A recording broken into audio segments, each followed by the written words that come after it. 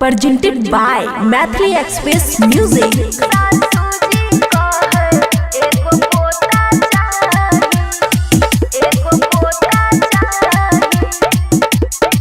खुशी recording studio Baluaha. पिया परदेसी एगो तोता चाहिए, पिया परदेसी एगो तोता चाहिए।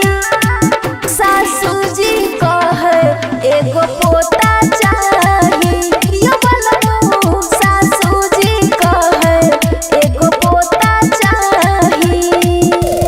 डीजे गुड बनुआ एगो पोता चाहिए, सासू जी कहे एगो पोता चाहिए। देवरा दुलरुआ पिया भतीजा मांगे, छोट की ननद सब आगे आगे भांगे। देवरा दुलरुआ पिया भतीजा मांगे, छोट की ननद सब आगे आगे भांगे।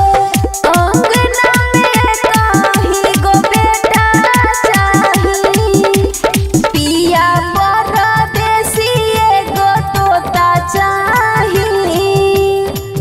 सासू जी कहे एगो पोता चाहिए, यो बलबू सासू जी कहे एगो पोता चाहिए। बुझलिए डीजे गुड बनुआनी, डीजे सासू जी कहे एगो पोता चाहिए,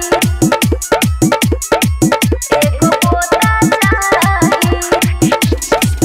रोशन दीवाना पिया कर कुछ उपैया, का करबे तना कमा के तू रुपैया।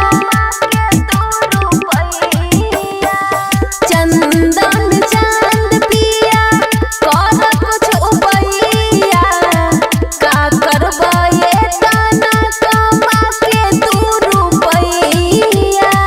हरिहर टहनी पकोता चाहिए, पिया परदेसी एगो तोता चाहिए। सासू जी कहे एगो पोता चाहिए, यो बलबू सासू जी कहे एगो पोता चाहिए। खुशी रिकॉर्डिंग स्टूडियो बलुआहा।